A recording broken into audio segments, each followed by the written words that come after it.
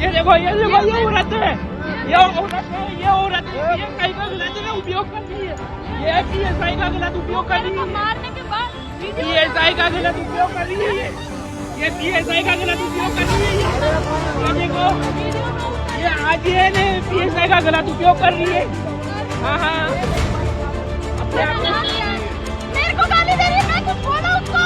ये पीएसआई का गलत उपयोग कर रही है। સેવા શાંતિ અને સુરક્ષાની વાતો કરતી પોલીસ અત્યારે અસુરક્ષિત જોવા મળી રહી છે। જી હા, અમદાવાદમાં એક એવી ઘટના બની કે જેને લઈને ચર્ચાઓ શરૂ થઈ છે। એક મહિલા પીએસઆઈ સરખેજ જુહાપુરા વિસ્તારમાંથી પસાર થઈ રહ્યા હતા। આ દરમિયાન મહિલા પીએસઆઈએ હોર્ન માર્યું ત્યારે 4 શખ્સો આવી મહિલા પીએસઆઈને કહ્યું કે હોર્ન કેમ મારે છે। તેમણે મહિલા પીએસઆઈને અપશબ્દો કહી માર માર્યો હોવાનો આરોપ લાગ્યો છે। એટલું જ નહીં, મહિલા પીએસઆઈને બચાવવા માટે વચ્ચે પડેલા આઈબીના પીએસઆઈને પણ એ આરોપીએ માર માર્યો હોવાની ઘટના સામે આવી છે અને આ ઘટનાની ફરિયાદ વેજલપુર પોલીસ સ્ટેશનમાં નોંધાતા ખળભળાટ મચી ગયો છે। નમસ્કાર, આપ જોઈ રહ્યા છો ન્યૂઝ રૂમ અને આપની સાથે હું છું ભાવિક। આપણે જોઈએ છે કે પોલીસ 24 કલાકમાં ગમે ત્યારે આપણે જતા હોય રસ્તા ઉપર તો 24 કલાક ક્યાંક ખડે પગે પોલીસ જોવા મળતી હોય છે। ત્યારે આપણે અમુક એવા પોલીસ કર્મીઓ સારા પણ હોય છે કે આપણે એને બિરદાવતા જોવા મળીએ છીએ કે ભાઈ આ પોલીસ કર્મીઓની કામગીરીને વંદન છે, સેલ્યુટ છે। પરંતુ ક્યારેક એવા લોકો કે જે પોલીસની કામગીરી તો નહીં પરંતુ પોલીસ ઉપર ખાર રાખી અને એને મારવામાં આવે, એમને અપશબ્દો બોલવામાં આવે, એમને ખોટી રીતે હેરાન કરવામાં આવે, પરંતુ જ્યારે મહિલા પીએસઆઈ એટલે કે મહિલા પોલીસ કર્મચારી હોય અને જો કોઈ પુરુષ એમને અપશબ્દો બોલે, એમને માર મારે, એમની ગાડીઓને નુકસાન પહોંચાડે, આવું તો ગુજરાતમાં યોગ્ય નથી। આવી એક ઘટના સામે આવી હતી ને એક સોશિયલ મીડિયા પર વિડીયો વાયરલ થયો જેમાં એક મહિલા પીએસઆઈ પોતાની ડ્યુટી પૂરી કરી અને રાત્રિ દરમિયાન વેજલપુર નજીકથી નીકળતા હતા, સરખેજ તરફથી નીકળતા હતા। તે દરમિયાન એક વ્યક્તિ ગાડી લઈને આગળ જતો હતો। હવે એમણે સાઈડ ન આપી એ માટે થઈને મહિલા પીએસઆઈએ હોર્ન માર્યું। હોર્ન મારતાની સાથે જ એ આગળ જઈ રહેલા ટુ વ્હીલર ચાલકોનો પિત્તો ગયો, ઉતરી અને કહ્યું કે ગાડી રોક, કેમ હોર્ન મારે છે। એટલું કહેતા જ આખો મામલો છે તે બિચક્યો હતો અને મારામારી થઈ હોવાના પણ આરોપ લાગ્યા છે, ગાળાગાળીના પણ આરોપ લાગ્યા છે। જે વિડીયો સામે આવ્યો છે તેમાં અપશબ્દ બોલતા નજરે પડે છે। પણ હાલ પોલીસે મહેબૂબ અકબર અંસારી, તનવીર એ આલમ અંસારી, ખાલિદ અંસારી નામના 3 વ્યક્તિઓની ધરપકડ કરી છે અને પૂછપરછ કરવામાં આવી રહી છે। ફરિયાદી મહિલા પીએસઆઈ કૌશલ જલવાણી જે કાંજર પોલીસ સ્ટેશનમાં પીએસઆઈ તરીકે ફરજ બજાવે છે, તેઓ તેમની ડ્યુટી પૂર્ણ કર્યા બાદ ઘરે પરત ફરી રહ્યા હતા।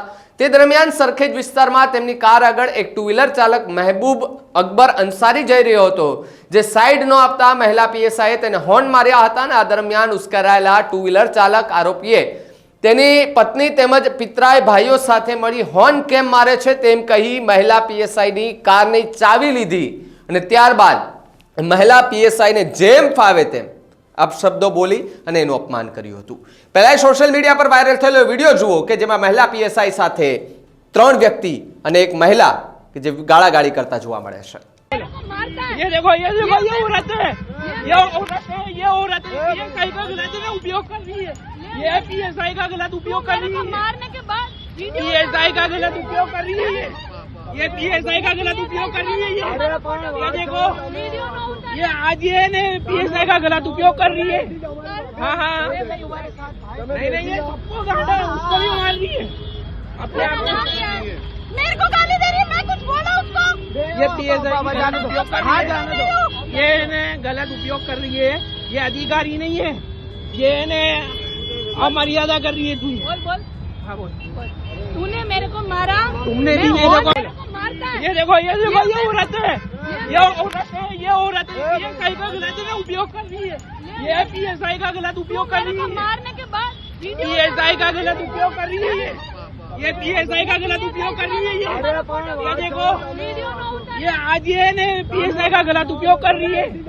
हाँ हाँ नहीं ये सबको गाड़ा उसको भी मार रही है अपने आप को। मेरे को गाली दे रही है, मैं कुछ बोला उसको। ये पीएसआई का गलत उपयोग कर रही है, ये ने गलत उपयोग कर रही है, ये अधिकारी नहीं है, ये ने अमर्यादा कर रही है। तू बोल हाँ बोल।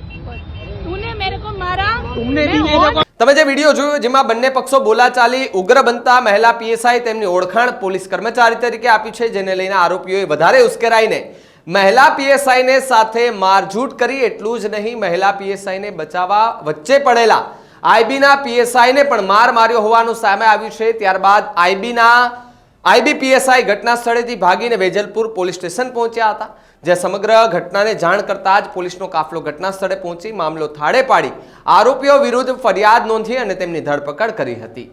પોલીસે ફરિયાદ નોંધ્યા બાદ શું કહ્યું એમને પણ સાંભળો. કે જે રસ્તો ખાલી હોવા છતાં સાઈડ નહોતું આપતું, એટલે એમણે 2-3 વાર હોર્ન વગાડ્યું. એટલે જે બર્ગમેન ચાલક હતો એ પોતાનું ત્યાં ઊભું કરી દીધું અને ઉતરીને એમની સાથે મગજમારી કરી. પછી મહિલા પીએસઆઈ ઉતરીને એમને હટાવવાનું કહેતા એમની સાથે મારઝૂડ કરી. તો જે રીતે મહિલા આરોપી સિદ્રા અંસારીને કોર્ટમાં રજૂ કર્યા બાદ જ્યુડિશિયલ કસ્ટડીમાં મોકલવામાં આવી છે, જ્યારે અન્ય આરોપીઓએ ભૂતકાળમાં આવા કોઈ ગુનાને અંજામ આપ્યો છે કે કેમ, તેમજ મહિલા પીએસઆઈ પર હુમલો કરવા માટે અન્ય કોઈ અદાવત રાખી હતી કે તે દિશામાં વધુ તપાસ હાથ માટે હવે આરોપીઓના રિમાન્ડ મેળવવાની તજવીજ હાથ ધરવામાં આવી છે. સાથે સાથે આરોપીઓ છે તેમના દ્રશ્યો પણ તમે જુઓ, બાજુની સ્ક્રીન ઉપર દેખાતા હશે કે જ્યાં એ આરોપીઓને પોલીસે લઈ જતા હોય છે એવા દ્રશ્યો સામે આવ્યા છે. અને આ એ જ વ્યક્તિઓ છે કે જેમણે એક મહિલા પોલીસ કર્મચારીઓને જેમ ફાવે તેમ ગાળો ભાંડી હતી, તેમની સાથે મારઝૂટ કરી હતી, તેમની ગાડીને નુકસાન કર્યું હતું, તેમની ગાડીની ચાવી કાઢી લીધી હતી, રસ્તા વચ્ચે બબાલ કરી હતી. આ એ જ વ્યક્તિઓ છે. મહિલા સશક્તિકરણની વાતો આપણે કરીએ છીએ, પણ શું ખરેખર મહિલા, આમ તો સામાન્ય નાગરિક, હવે એક વાત અહીંયા એ પેદા થાય છે કે જો પોલીસ જ સુરક્ષિત નથી તો પછી આમ નાગરિકોનું શું, સામાન્ય જનતાનું શું, સામાન્ય મહિલાઓનું શું? તેમની સાથે પણ આવું થતું હશે. લોકો એવા પ્રશ્નો પૂછી રહ્યા છે કે ભાઈ એ તો મહિલા પીએસઆઈ હતી એટલે પોલીસ હતા એટલે પોલીસ એમને બચાવવા માટે આવી ગયા હતા, પણ જ્યારે કોઈ સામાન્ય નાગરિક અને સામાન્ય મહિલા સાથે થાય ત્યારે પોલીસ આ જ રીતે ફટાફટ આવી જશે, આ જ રીતે મામલો મેદાને પાડી દેશે, આ જ રીતે એ લોકોની ધરપકડ કરી લેશે. અને જો આવું થાય તો પોલીસની કામગીરી પર આપણે ખુશ થવું જોઈએ કે ભાઈ પોલીસ એમનું નિષ્ઠાપૂર્વક કામ કર્યું છે. પરંતુ આવી ઘટના બને છે ત્યારે મહિલા સશક્તિકરણની વાતો જ્યારે થાય છે એ વાતો માત્ર પોકળ સાબિત થતી હોય તેવું પણ આપણે કહી શકીએ છીએ. કારણ કે મહિલા પીએસઆઈ પોતાની ડ્યુટી પૂરી કરીને ઘરે જતા હતા તે દરમિયાન આખી ઘટના બની, જેમ ફાવે એમ તેને ગાળાગાળી દેવામાં આવી. પણ ખેર, આખા મુદ્દે લોકોની ધરપકડ કરી લેવામાં આવી છે, રિમાન્ડ મેળવવાની તજવીજ હાથ ધરવામાં આવી છે. જે મહિલા હતી, જે વ્યક્તિ ઝઘડો કરતા હતા તેમની સાથે મહિલા હતી, તેમને કોર્ટમાં પણ રજૂ કરવામાં આવ્યા હતા. હવે આખી ઘટનાને લઈને તમારું શું માનવું છે એમને કમેન્ટ કરીને ખાસ જણાવજો. તો આવા જ બધું સમાચાર માટે આપ જોતા રહો ન્યૂઝ રૂમ. નમસ્કાર.